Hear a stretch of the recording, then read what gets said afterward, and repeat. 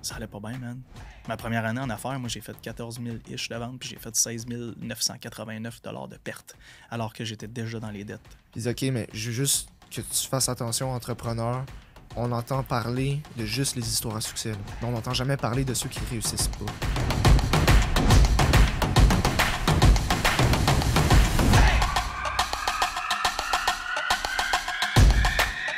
Bienvenue au podcast Motivant sans bullshit. L'endroit où je motive les jeunes hommes qui veulent acquérir un physique et un mental de spartiate pour réussir leur but et vivre une vie plus épanouie. Sans plus attendre, voici l'épisode d'aujourd'hui.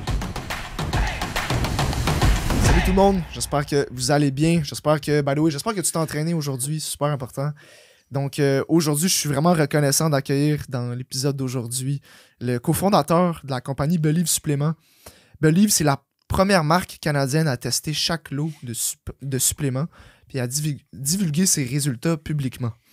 Dernièrement, tu étais aux États-Unis pour, entre autres, comme projet d'agrandir le brand, expand le plus possible.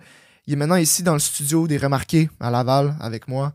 Donc, Julien, merci d'être là. Et merci à toi, merci de l'invitation, c'est super cool, man. Yes, je suis content. Merci aux Remarqués aussi pour le beau studio. For sure, super cool. Fait qu'écoute, moi je me demande à la base, d'où part pour toi l'idée de vouloir révéler au public les résultats des lots de suppléments? Tu sais, pourquoi tu veux le montrer publiquement, ces résultats-là? Puis ça sert à quoi aussi? Qu'est-ce qu'on devrait voir? Ouais, moi, j'ai grandi dans une maison où il y avait beaucoup de respect, d'amour, d'intégrité. Je me suis jamais fait chialer. Je me suis jamais fait crier après ou whatever. Fait que j'ai tout le temps été pro-respect, pro-intégrité, pro-amour des autres. Et au fil des aiguilles, dans l'industrie du supplément, pour faire un topo rapide, si vous voulez l'histoire complète, vous pouvez aller sur julienarune.com et l'histoire est détaillée à 100 000 à l'heure avec tous les chapitres et tout. Mais si je te fais un topo rapide de podcast pour qu'on puisse passer à un autre chapitre dans l'épisode, c'est que moi, j'étais athlète dans l'industrie. J'ai commencé comme ça, tu sais, sponsored athlete. J'avais un compte Instagram à l'époque où personne n'avait de compte Instagram. Tu sais, j'avais 5000 quelques followers à l'époque où avoir 1000 followers, c'était la grosse chose. Je sais pas si t'es assez vieux pour avoir connu ça. Là. Ça se peut, un peu. Mais, mais j'avais 5000 followers, puis tu sais, c'était comme, oh my God, t'as 5000 followers, ça n'a pas de bon sens. Anyway, je me pogne un sponsorship avec une compagnie de suppléments. Et à travers notre relation, moi, je lance une ligne de produits avec eux. Et un beau jour de juillet ensoleillé, je débarque à la manufacture parce que j'ai une idée de me faire un BCA. À ce moment-là, j'avais déjà un pré-workout et un produit de pompe en capsule. Et là, je voulais un BCA. Et on commence à avoir des conversations et on me demande combien je veux payer pour mon BCA. Et là, moi, je suis là pour des soumissions. Là. Je veux savoir, en fait, c'est quoi les prix, c'est quoi les barèmes. Tu comprends? C'est comme si je t'ajoute 1000 shakers, combien ça coûte. Pas combien tu veux payer pour ton 1000 shakers. Fait que là, ça soulève beaucoup de questions. Puis au fil des aiguilles, je découvre quelque chose qui s'appelle le amino spiking. Et là, vous pouvez googler ça si ça vous intéresse. Là. Il y a eu des grosses poursuites publiques, en fait, notamment entre Arnold Schwarzenegger, qu'on connaît tous, et Muscle Farm, où Muscle Farm avait triché les produits d'Arnold. Et le amino spiking, c'est là un peu que ça a été découvert, publicisé. C'est quoi ça, le amino spiking? C'est qu'il y a une différence entre le contenu du produit et son contenant. Ça veut dire qu'une marque de supplément. Ça se fait beaucoup c'est reconnu aussi dans l'alimentaire, là, sous autres noms. Une marque de supplément pourrait couper, par exemple, je sais pas moi, j'annonce que j'ai 25 grammes de protéines, quand en réalité, j'en ai 10 grammes de protéines et 15 grammes de sucre. La portion, techniquement, le poids de la scoop est la même chose. Et on met des acides aminés à l'intérieur qui, si on fait un test de nitrogène, vont sortir avec le même pourcentage de protéines. Il y a des façons de s'arranger pour que, sur papier, tout sorte beau, à moins que tu fasses un profil d'acide aminé complet comme nous, on publie. On publie, excuse-moi. On met publiquement. Ouais. Je me suis enfargé dans ma langue. Fait que ça part de là, de cette découverte-là, que j'ai fait, oh my God, attends une minute, là. Moi, j'ai été le consommateur de suppléments à 18-19 ans qui mettait 100% de ses payes dans les suppléments. Je sais pas si t'as été ce gars-là, mais 200-300 piastres de suppléments, j'achetais absolument tout. Et j'ai comme frappé un mur dans le sens que, est-ce que je me faisais arnaquer? Tout ce temps-là? Est-ce que c'est un smoke show, tout ça? Est-ce que mon pré-workout, il y a réellement tous les ingrédients ou il y a juste les ingrédients stimulants qui viennent me donner un kick, un sentiment de bien-être? Et on me charge le même prix. Là, je me suis même posé des questions très sérieuses. Clairement, notre échelle des valeurs à ces personnes-là et moi est totalement différente. Jamais je m'aurais permis de dormir la nuit à faire ça aux autres, là, tu comprends-tu? C'est pas dans mes valeurs, dans ma vie, Chris, man. Jamais que je ferais ça, voyons donc. Fait que j'ai quitté l'industrie pendant quelques heures dans ma tête. Là. Je veux dire, moi, j'étais sur le cul complètement. J'étais choqué d'apprendre tout ça. Puis là, j'arrive chez nous, j'ai mon produit en capsule, je me mets à ouvrir ça, à craquer les pilules. Je me rends compte que d'un lot à l'autre, man, la poudre est d'une couleur différente. Elle réagit d'une autre façon dans l'eau. Ah, ouais. Elle n'a pas la même texture, elle n'a pas la même densité. Tout est différent d'un lot à l'autre. Voyons comment ça se fait. Fait que j'appelle, je pose des questions. Ah non, on a changé d'ingrédients, on a fait ci, c'est un autre fournisseur. Écoute, j'en fais du manufacturing en ce moment, là. Les ingrédients, ils ne varient pas tant que ça, là. Vraiment pas, en fait, là. Fait que je me suis pété une espèce de petit bad trip pendant un moment, là. Puis je me suis dit, moi, c'était mon rêve, là, tout ça, là. Je me voyais grandir là-dedans, là. Je me dis, moi, comment je vais faire pour compétitionner avec le monde si tout le monde fait ça? Si Muscle Farm le fait à l'époque, man, tout le monde est dans le game, là. C'est le plus gros joueur à ce moment-là. T'as un partnership avec Arnold, man. Essaye de faire plus haut que ça, là. T'as genre Arnold puis The Rock, peut-être, là. Ouais. Puis je me dis, sais-tu quoi? Là, j'ai un flash un moment donné, man. Je tourne en rond dans mon appart à Outremont. Esti, je sais plus quoi faire. Je fais, sais-tu ça va être ma mission. Que je perds ou que je gagne, je vais embarquer sur la glace avec les patins bien aiguisés, puis je vais faire la bonne chose. Puis moi, je vais me lancer un brand intègre, puis je vais réussir avec l'intégrité et la transparence. Peu importe ce que le monde me dit. Parce que là, quand on a commencé Believe, c'était tout le monde sans crise de TTS. Le client veut juste un prix. Le client veut juste du bon goût. Puis ça, c'est magnifique parce que le prix et le goût sont encore plus faciles quand tu triches ton produit parce que tu le triches avec du sucre, avec du maltodextrine, avec du dextrose, avec des choses qui goûtent rien ou bon à la base. Fait que non seulement tu droppes ton coût, mais en plus, ça goûte meilleur. Man, je veux dire, t'es armé jusqu'aux dents là, pour réussir, pour faire du cash. Fait que cette frustration-là, moi, m'a permis de lancer Believe. Mais tu m'écoutes parler de Believe aujourd'hui, puis j'ai le feu qui brûle tout autant qu'avant. Ouais. Puis on tourne plus que 20 millions de chiffres d'affaires annuels. Puis man, tous les jours, pour moi, c'est le jour 1. Parce qu'il y a quelqu'un qui ne connaît pas notre mission, puis il y a quelqu'un qui doit nous découvrir et qui je crois, en une industrie meilleure. Et le fait qu'on est devenu un leader positif dans l'industrie, ben là, le monde a commencé à prendre ça plus au sérieux, là, la qualité. Là. Parce qu'ils n'ont pas le choix s'ils veulent compétitionner avec le gros joueur qui est maintenant nous. Mais justement, c'est ça. Est-ce que tu crois que votre transparence a donné l'exemple à plusieurs autres compagnies présentement? En fait, on n'a pas donné l'exemple. On a forcé les autres. Parce que dans mon industrie, donner Sinon, l'exemple aux autres, c'est... Non, c'est ça. Tu sais, je suis dans une industrie très saturée, très, très compétitive. Donc, tu donnes pas l'exemple aux autres. Tu joues du coude. Puis quand t'es rendu que c'est toi un des plus gros, ben là, le monde n'a pas le choix d'essayer de faire la même affaire que toi. C'est ça. Mais l'affaire, c'est que, je veux dire, t'es loin en arrière quand tu commences tout d'un coup à parler d'intégrité, de transparence. Mais tant mieux, moi, j'espère une industrie meilleure. J'encourage tout le monde. Tu sais, si tout le monde compétitionne sur un pied d'égalité, man, moi, je suis... C'est ce que je veux. Là. Puis avant tout, il faut que le consommateur soit le gagnant là-dedans. Là. C'est ça la chose la plus importante. Exact. Puis non, c'est vraiment bon. Puis à l'atelier d'Ascension l'été dernier, là, quand tu avais donné ta conférence, tu avais justement, on en a parlé tantôt dans ton podcast, que tu avais montré tes comptes bancaires, à quel point c'était incroyable. Je veux dire, les dépenses que tu avais comme entrepreneur, tout ça.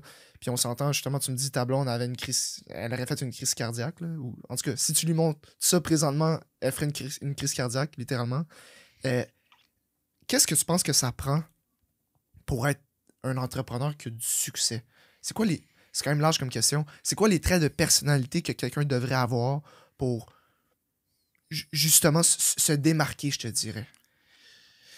C'est intéressant parce que après notre session, toi et moi, je fais un épisode sur l'entrepreneur versus l'intrapreneur. Ouais. Okay. Je pense que c'est un sujet qui n'est pas assez discuté parce que pour être entrepreneur, il faut vraiment être fou, man. Peux-tu expliquer la différence entre les deux? Donc, un entrepreneur, c'est quelqu'un qui a un peu les mêmes skills qu'un entrepreneur, qui a les mêmes envies, les mêmes ambitions, peut-être pas aussi grandes nécessairement, peut-être différentes, mais qui va prendre place à l'intérieur d'une entreprise, à l'intérieur d'un système qui va lui offrir des opportunités, qui va lui permettre de grandir en tant que personne. Souvent, c'est des personnes qui vont être indéniables, qui vont exceller dans un département de façon précise, et ils savent que leur magic est dans ce département-là. Fait que je te donne un exemple. Si t'es quelqu'un qui est hyper logique mathématique, t'es un ingénieur, par exemple. Hyper logique mathématique, problème-solution. En tant qu'entrepreneur, ça se peut que tu n'aies aucun succès parce que tu n'as pas nécessairement les skills de communication, de leadership. Tu n'as jamais fait ça de ta vie. Peut-être que le marketing, ça t'intéresse absolument pas, puis les ventes non plus, alors que c'est le cœur battant de l'entreprise. Par contre, si on te met dans une position où tu es en opération, tu vas être un 10 sur 10, tu comprends? Ouais. Fait que toute l'ambition que tu as, si tu es capable de l'implémenter dans un système qui t'ouvre des portes et des opportunités infinies, ben, tu es bien mieux d'être entrepreneur. Parce que c'est beaucoup glorifié, ça, être le numéro 1, hein? Surtout sur les médias sociaux, là, être entrepreneur. On va aller avec une statistique, là, Louis, là, pour continuer de renforcer ce point-là. Vas-y. 8 % de la population au Québec fait 100 000 et plus. 8 %. On va enlever du 8 % là, le monde dans le showbiz qui réussissent, hein, les stars que tu vois partout. Enlève les autres professionnels de haut niveau, là, docteurs. Médecins, tout. Hein. Ouais, exactement, les médecins, les avocats, les ci, les ça. OK. Tu penses qu'il en reste combien là-dedans qui sont entrepreneurs? Écoute, je dirais 1%. Soyons généreux. On va dire 1%. Soyons généreux. Ouais. Parce qu'il y a beaucoup d'exécutifs et d'intrapreneurs, justement, qui vont aller chercher l'autre portion. Là. C'est vrai. C'est vrai. Donc, les entrepreneurs, c'est ceux qui créent qui partent de zéro puis qui buildent un empire. Là. Te mettre 100 000 de salaire dans les poches. Là. Admettons 100 000 net, pas 100 000 brut. Là, ouais. En tant qu'entrepreneur dans les poches. Admettons que tu as un partner ou deux. Là. Faut que tu spinnes une coupe de millions. Ouais. Pas tout le monde est capable de faire ça. Ouais. Si tu es en coaching, ça peut être plus bas. Mais tu échanges beaucoup de temps pour ton argent. C'est tellement sous-évalué à quel point c'est difficile et ça prend une multitude de skills pour réussir en entrepreneuriat. Et c'est pour ça que mon podcast existe, d'ailleurs, Journal d'un entrepreneur, pour faire le pont entre la réalité et qu'est-ce qu'on voit sur les médias sociaux. Et moi, je les raconte, mes histoires bonnes et mauvaises. Tu le sais, tu l'as vu en conférence aussi, je m'en cache pas. À mon plus bas point dans ma vie, j'avais 83 000 piastres de dette, puis 11 piastres et 34 dans mon compte chèque. Ça allait pas bien, man. Ma première année en affaires, moi, j'ai fait 14 000-ish de ventes, puis j'ai fait 16 989 $ de pertes, alors que j'étais déjà dans les dettes par-dessus la tête. Faut que tu n'aies pas peur de faire face au feu. Faut que tu aies des skills de leadership. Faut que tu aies un intérêt sérieux pour le marketing et les ventes pour faire de la promotion. Faut que tu aies des skills de communication. Faut que tu sois assoiffé d'apprentissage parce que tu dois au minimum avoir une incompétence consciente dans tous les départements. Qu'est-ce que je veux dire par là? C'est que tu dois au minimum savoir assez de choses pour comprendre que tu es un idiot dans un département, mais être capable de poser les bonnes questions. Et ça, par exemple, on le voit beaucoup, je vais faire un exemple, c'est plus simple, on le voit beaucoup en comptabilité où il y a beaucoup d'entrepreneurs qui se foutent de leurs chiffres, mettent ça dans les mains d'un comptable. On avait une discussion auparavant là-dessus. Ouais. Moi, c'est pas grave, j'ai un comptable qui s'occupe de ça, il gère tout ça. Tout d'abord, au niveau légal, tous les documents comptables que tu signes, tu en es 100% responsable. Ça veut dire que si ton comptable fait des fraudes avec ton argent à toi, tu en es 100% responsable. Plus loin que ça, si tu n'es pas capable de savoir combien tu dépenses et combien te coûte cette business-là opérer, combien tu fais de profit chaque mois, on ne rentrera pas dans les détails là, techniques, là. Mais dans l'ensemble de la chose, si tu ne comprends pas les chiffres de ton entreprise, tu ne pourras jamais avoir de succès. Et non seulement ça, mais si tu ne comprends rien là-dedans, comment tu vas faire pour engager le bon comptable, évaluer le bon comptable? Et là, ça, là, tu dois le dupliquer sur absolument tous les départements de l'entreprise. Ça demande absolument tout chez toi pour réussir en entrepreneuriat et les chances de succès sont ultra basses. Alors, pourquoi pas plus glorifier l'entrepreneuriat qui, pour moi, est... Sérieusement, plus j'y pense, plus c'est mieux, je pense, pour l'ensemble de la population. Là. Parce que tu as moins de pression, si on veut. T'as pas de pression, en fait. T'as ta pression de performance, ça s'arrête là. C'est ça. Mais t'as pas la pression de crime, je veux payer mon staff. Là. Je veux Non, puis le gouvernement, c'est pas à toi qui pose les questions. Là. Exact. Il y a personne, là, je veux dire, personne dépend de toi. Tu fais juste ta job. Là. Ben, tu fais juste entre guillemets. Là. Mais écoute, les opportunités sont infinies. Là. La personne numéro 26 chez Facebook, elle fait probablement plus que moi. Ouais. Et Max, réunis ensemble. Ouais. Tu sais? Ouais. Même si on en fait pas mal. Ouais. C'est oublié, ça. C'est oublié à travers le son, man. À travers le bruit qu'on voit partout. C'est glorifié d'être un entrepreneur, justement. Tu penses quoi mettons, des gens qui disent porte-toi un side hustle, puis deviens un entrepreneur, soit libère-toi du 9 à 5. Je sais, tu en avais déjà parlé un peu avec Jacob de tout ça, 9 à 5. T'en penses quoi de ça, d'encourager les gens à justement faire un side hustle pour faire plus d'argent puis être entrepreneur, justement? Moi, j'en ai des gars qui font du 9 à 5, qui font 120 000 par année, ils arrivent chez eux, man, puis la vie est belle à 6h15 en esti, là. Ouais. Puis la fin de semaine, personne qui est texte, là. Je me libère-toi du 5 à 9 à 5 pour, man. Être un entrepreneur, c'est pas être libre. Là. Quand tu commences en entrepreneuriat, tu as 100% le contrôle de tout ce qui se passe, dont ton revenu. C'est zéro liberté. Il y a zéro liberté là-dedans, man. C'est 100% contrôle. Ouais. Pour finalement te mettre à « Ah, tabarouette, là, j'ai trop de contrôle, j'ai plus de liberté. » Là, t'es entrepreneur, t'as plus de liberté. Ça, c'est l'espèce de sick weird. De « Ah, moi, je quitte ma job, là, je suis libre. » Non. Escape the Matrix. En même Escape temps, the Matrix, tu crées ta propre tu Matrix, la puis tu sais pas comment le faire. Tu vas comment sortir. C'est Escape codé your tout croche, own. man, cette Matrix-là. Là, je te dis, il y a des bugs, des glitches. Ah ouais. Tu sais, là, t'es 100% en contrôle. Man, t'as l'impression d'avoir un saran wrap géant autour de toi. T'es pogné dedans, man. T'as zéro liberté. Tu te fais texter à tout moment. Personne n'est prêt à se prendre ce feu-là dans la gueule. Là. Pour vrai, j'adore l'entrepreneuriat. J'en mange, man. Sérieux, ça me passionne. Mais genre, j'ai un podcast qui est juste là-dessus. Tu comprends? Mais plus j'y pense, puis plus je me rends compte que mon podcast s'adresse beaucoup aussi aux entrepreneurs. Il faudrait que je m'appelle Journal d'un entrepreneur et d'entrepreneur. Ouais, mais je raconte mes histoires à moi. Fait que c'est ça, man. Reste que c'est qu'on carbure au stress, littéralement. C'est que tu te mets volontairement dans une zone dangereuse, mais après, le sentiment que ça te procure de relief, puis de wow, regarde ce que j'ai accompli, regarde ce que j'ai réussi à faire. C'est ça, entre autres, le sentiment de fierté qui est gros là-dedans. Là. Outre que, c'est sûr, c'est extrêmement difficile. Puis c'est ça qui est beau, justement. C'est ça qui fait en sorte que c'est valorisant quand tu réussis. Sinon, le trophée, ne le veux pas. On va pas acheter 30$ ton trophée, il vaut rien. Mais si tu le gagnes par tes efforts, quand c'était tough, puis que ce soit toi qui écoutes ça, mettons, t'es pas motivé d'aller t'entraîner, puis tu y vas quand même, t'es un winner, là, tu gagnes, là, peu importe où est-ce que tu vas. Là. Mais tu parles toujours de la mentalité de Spartiate et tout, puis en entrepreneuriat, c'est la même chose. Là, je veux dire, puis c'est à travers le désert. Là. C'est un désert que tu traverses, puis tu sais pas s'il y a de l'eau à l'autre bout. Là. Faut que tu sois prêt à ça, man. C'est pour ça qu'il y a bien du monde qui retrouve chemin, là, parce que on est garanti d'avoir de l'eau à l'arrière, mais je suis pas sûr que quand je me garoche là-dedans, dans la tempête de sable, que l'autre bout, il y a quelque chose. Là. C'est intéressant parce que je me rappelle, j'étais ado, j'étais au secondaire. Puis à un moment donné, mon père, une des questions qu'un parent pose à son fils, qu'est-ce que tu veux faire plus tard, t'as-tu une idée? Puis j'avais mentionné entrepreneur. Il dit, OK, entrepreneur, c'est large, t'as-tu une idée? Ou non, j'ai pas d'idée. Puis il dit, OK, mais je veux juste que tu fasses attention, entrepreneur.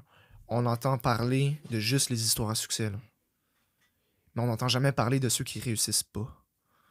Fait que, je sais pas s'il y a une partie de lui qui avait peur pour moi, ou une partie de lui qui voulait m'avertir, ou que... Parce que mon père, il est planificateur financier, il est à son compte depuis 18 ans pour IG, Groupe Investors. Puis il a parti sa business. Je veux dire, je te dirais que lui, c'est plus intrapreneur, mais quand même entrepreneur.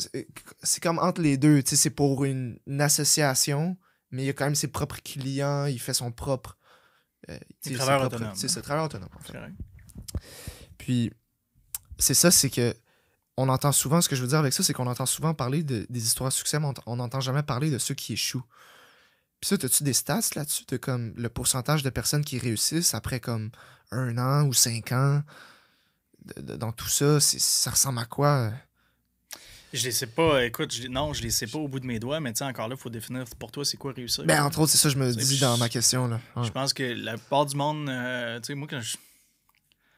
C'est pour ça que j'ai le podcast, parce que je suis passé par toutes les espèces de montagnes russes. Puis, je me souviens, moi, quand je me suis lancé en affaires, mon premier site de coaching, là, fait Addict en 2014.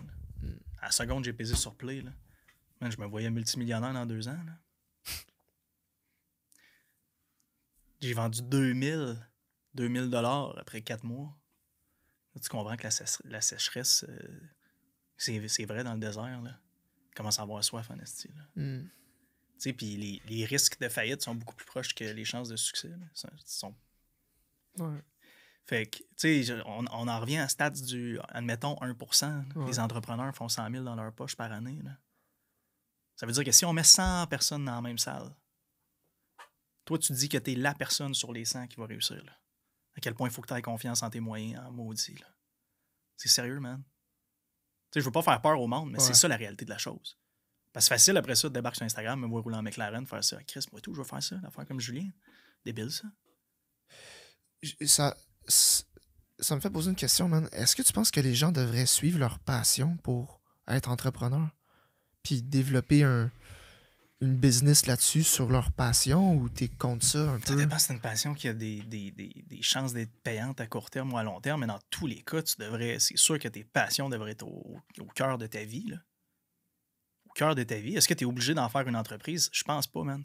Pas nécessairement. Sais-tu quoi? Parce que moi, je pense que si tu connectes, si tu dis, hey, moi, ma passion, il faut absolument que je la tourne en side hustle parce que c'est ça que j'ai vu sur Instagram et sur TikTok, ça se peut que ta passion, quand tu la connectes à la business, qu'elle te passionne vraiment en moins. Parce que tu vas te rendre compte que faire de la gestion, c'est pas à quoi tu t'attendais. Puis que là, c'est plus juste un hobby. Si tu l'as tourné en business, ta vision de la chose est différente. La pression qui vient avec ça est différente aussi. Fait que tant mieux si tu es capable de faire les deux parce que tu as une passion pour l'entrepreneuriat, tu as une passion pour les affaires, tu as une passion pour la gestion, tu as une passion pour le marketing. Et là, tu viens connecter à ça, quelque chose que tu aimes dans la vie. Comme moi, par exemple, le gym et le sport. Moi, c'est ça qui me nourrit. On en parlait sur mon podcast. Moi, c'est ça qui me nourrit. C'est ça que j'aime depuis que je suis petit cul, man. Si je savais que j'avais un cours d'éduc dans la journée-là, c'était une belle journée, no matter what. Ah, je te jure. T'aurais pu faire éduc, français, je m'en fous. J'ai de l'éduc en rentrant, on va jouer à quelques-uns. C'était malade, tu comprends? Ouais. Mais je suis pas devenu prof d'éduc. Tu connais, c'est comme... Ouais. Quand j'étais petit, je me disais j'aimerais essayer de prof d'éduc. Moi aussi, ouais. Tu comprends? Comme tout le monde qui aime l'éduc. Ouais. Mais j'ai pas nécessairement connecté le sport à la business. Par contre, j'ai une espèce d'entreprise entre les deux, entre ma passion pour le sport et ma passion pour l'entrepreneuriat, qui est les suppléments, qui vient connecter ces deux mondes-là. Ouais. Mais tu sais, je suis aussi en affaires dans d'autres sphères, comme l'automobile. Tu sais, fait que je sais pas, man. Honnêtement, c'est tough à dire parce que tu peux perdre le je suis entre feu. les deux. Faut pas que tu perdes ta passion dans tous les cas. T'sais. Exact. Pour qu'est-ce que t'aimes réellement. Là. Non, c'est ça. Il y a un risque de perdre le feu de ta passion si tu commences à la tourner en mode side hustle. En même temps, si, mettons, tu tripes sur tout ce qui est, mettons, la cuisine. OK, ben, tu sais, mettons, prends-toi un papier, un crayon, puis commence à écrire toutes les idées qui te passent par la tête par rapport à la cuisine. Qu'est-ce que tu peux tourner en side hustle? Qu'est-ce que tu peux faire pour aider des personnes ou peu importe, quelque chose que des fois c'est quelque chose que tu aurais voulu avoir qui n'existe pas ou quelque chose qui existe déjà puis tu veux juste l'améliorer sur le marché. Tu sais, ta passion, là, tes hobbies puis tes choses que tu aimes vraiment dans la vie, là, on n'a pas besoin de se tourner en business. Là. C'est un bon exemple. On va prendre la cuisine. Là. Mettons, tu tripes faire des desserts toi, pour ta famille la fin de semaine. Ouais. Puis tous tes amis disent qu'ils sont bons tes desserts. Mais t'aimes ça, faire des desserts. Puis là, tu dis, moi, là, je vais virer ça en business. Fait que là, tu essaies de vendre tes biscuits. Puis personne ne va les acheter. Ou ça se met à virer en malade, puis là, tu fais des biscuits à tous les jours, puis ça te tente plus, man. Ça te fait chier de faire des biscuits. Ben, tu viens de couper les ponts, man, avec ce qui te faisait vibrer. Ouais. Parce que là, ça se peut que le marketplace là, dans la vie, là, c'est pas ton chum, ta blonde, puis tes enfants là, qui trippent sur tes cookies. Là. C'est du monde qui vont te dire non, ça me tente pas de payer pour ça. Pourquoi j'achèterais ça? Ils sont pas bons, ils sont pas si bons. Ils vont te critiquer. Puis là, pareil, là, tu sais, ça vient t'atteindre. Fait que c'est une bonne question que tu poses. Sérieusement, je pense que ça dépend vraiment du type de personne que tu es aussi. Là. Ouais, c'est intéressant. Là. Écoute, il n'y a jamais de noir sur blanc en entrepreneuriat. C'est un peu comme en entraînement où chaque personne est différente. Right? 100%. Ouais. Exact. Puis tu sais, ça serait quoi que quelqu'un qui commence à se prendre en main, parce que justement, les personnes qui écoutent ce podcast-là, c'est du monde qui commence à justement se prendre en main mentalement, physiquement. Quel conseil tu donnerais à cette personne-là qui veut se rapprocher de la meilleure version d'eux-mêmes, que ce soit pour niveau entrepreneuriat, que ce soit physique? C'est quoi que tu dirais, mettons, à cette personne-là pour que justement elle mette toutes les chances de son côté? Mets sur papier qui t'aimerais devenir. C'est qui t'aimerais devenir idéalement, assez à court terme, là, 1 an ou 2. Trouve des personnes qui sont déjà cette personne-là. Puis consomme le plus de contenu d'eux le plus possible. That's it. Tout ce qu'on consomme comme contenu, on va le relancer à quelque part dans l'univers où nous, ça va venir beaucoup jouer sur comment on se sent. Si tu consommes de la merde, même chose qu'au niveau physique, hein, au niveau mental, si tu consommes de la merde, un moment donné, tu tu vas prendre du poids, puis ça sera pas du bon poids, là. Mais c'est la même chose au niveau psychologique. C'est juste que c'est beaucoup... on n'en parle pas de ça. Tu sais, fait que si toi, là, tu dis, moi, j'aimerais vraiment ça faire 100 000 de salaire annuel. J'aimerais ça être en forme physiquement. J'aimerais, tu sais, tu as quelques objectifs. Mais essaie de trouver des personnes qui sont déjà dans cette position-là. Puis inspire-toi de ce qu'ils font, pose-leur des questions, ou du moins consomme leur contenu. Si tu as accès à eux, tant mieux. Ils ont-tu des groupes Facebook? Ils ont-tu des communautés que je peux rejoindre? Change ton entourage. Assure-toi que ton entourage te propulse dans cette direction-là pour devenir la bonne personne. Tu sais, si tu veux réussir en entraînement, là, puis tout le monde autour de toi fume du weed puis fait pas attention à ce qu'il mange, tes chances de réussir sont très basses là, parce que ton environnement va un peu venir intoxiquer tout ça, puis ça va être difficile pour toi de prendre les bonnes décisions constamment. Là. Et réussir en entraînement puis en affaires, ça prend une ultime discipline. Donc, tu dois t'assurer d'avoir des personnes autour de toi qui t'encouragent là-dedans, qui viennent t'appuyer. Pas, hey, c'est pas grave, là, un McDo à soir, ça va rien changer. Là. Mais oui, man, c'est une mauvaise habitude que, tu sais, chaque jour, les petits détails. Ouais. Exact. Fait qu'entoure-toi des bonnes personnes, man. Ça va faire la différence, puis... Tu sais, une armée, un Spartiate tout seul va rien faire, mais une armée, c'est là que ça change. Right? Tu n'as pas besoin d'avoir de monde qui cheer en malade mental pour toi. Exact. Tu as juste besoin d'avoir du monde qui respecte qui accepte. Qui accepte. Mes chums, là, tu sais, moi, j'étais tout le temps avec mes chums quand j'ai commencé Fit Addict, puis tout, on n'était plus à l'école, puis on était dans les appartements ensemble, puis on allait au gym, puis on jouait NHL, puis tu sais, il n'y a jamais personne qui m'a découragé de faire ce que je faisais ou qui m'a dit tu devrais pas faire ça, man, pogne-toi une job à la place. Ou, jamais personne. Mais tu sais, en même temps, c'était pas des cheerleaders pour moi. J'ai fait ok, cool, nice. Ok, nice, comment ça va tes affaires? Ok, nice. Tu sais, ça s'arrêtait là. Ouais. Ils s'en foutaient un peu parce que, je veux dire, nous, d'où on vient, on n'a jamais vu ça du succès. On y croit pas réellement, mais autant que tu as du monde qui. Toi, tu viens de Gaspé, c'est ça? Je viens de Percé en Gaspé. Percé. Exactement. Ouais. C'est ça. Puis on a déménagé à Québec, puis ensuite on est pas mal la même gang, puis je me fais des chums de Québec, mais tu sais, je me suis jamais mis dans une position où j'avais du monde autour de moi qui était comme ah non, Chris, laisse faire ça, man, viens fumer du weed à la place. Là. Ouais. Tu sais, viens, on va sortir à soir à la place. C'est jamais. Là. Fait que ton entourage a toujours été. T'as toujours eu quand même un cercle social qui était là pour. Sans nécessairement. C'était pas nécessairement des cheerleaders, mais quand même, ils acceptaient puis ils te supportaient là, dans tes choix. Là. Ouais. Mon père, ma famille, ça a toujours été des cheerleaders, par exemple, peu importe où j'étais. Fait que ça m'a beaucoup, beaucoup aidé. Yes. Mes parents ils avaient plus peur de la fin du mois que de la fin du monde. Je suis né dans ce genre d'environnement-là, mais c'est une maison remplie d'amour puis de support. Puis je sais que c'est ça la chose la plus importante, mais ton entourage, c'est pas de la chance, là, en majorité. Là. Je comprends que tes parents puis d'où tu viens, ça, c'en est. C'est une malchance ou une malchance, mais quand tu vieillis et tout, il y en a plus d'excuses. Là. C'est toi qui décides de qui tu t'entoures. Exact. C'est ça. T'es le boss de ta vie, puis même tu décides avec qui tu veux couper les ponts ou non. Puis est-ce que ces gens-là, si mettons il y a des personnes qui sont mal entourées, est-ce que tu conseilles de couper les ponts en leur disant que ça marche comme comment tu conseilles pour que les personnes changent leur entourage puis sont pas bien entourées nécessairement? Est-ce que tu conseilles qu'il y ait un talk envers eux-mêmes ou que tranquillement ils disparaissent? Ça se fait avec le courant de la vie. Moi, je pense que ça se fait majoritairement avec le courant de la vie. Ouais. Peut-être avoir une conversation avec les personnes hyper proches de toi. Là. Mais tu sais, des amis de brosse ou des amis avec qui tu chilles une fois de temps en temps, pas besoin d'avoir cette conversation-là. Là. Change tes activités dans la vie, change un peu tes valeurs, tes priorités, puis le chemin va faire sa vie. Là, il va faire va faire son travail. Ouais, là. c'est ça. Tout va se faire tout seul. Par contre, si ta mère, à chaque fois que tu parles de quelque chose, continue de te décourager, peut-être avoir un talk avec, ou arrêter d'y parler de tes affaires. Si t'es pas prêt à avoir le talk, arrête d'y parler de tes affaires. Tu sais, la même chose que dans le fitness, man. Tu sais, j'en reviens parce que t'es coach d'entraînement, puis moi, je suis passé par là aussi, je sais c'est quoi. Là. Jamais personne ne s'est fait attaquer par un cheesecake le soir. Hein? Jamais. T'es allé dans le fridge, t'as ouvert le fridge, t'as pris le cheesecake, t'as fait à soir, c'est pas grave. Il est tombé dans ma bouche. C'est ça, exact. Est-ce qu'il m'a sauté dans la face quand j'ai ouvert le fridge? Non, c'est pas de même que ça fonctionne. C'est des décisions. Même chose avec ton entourage.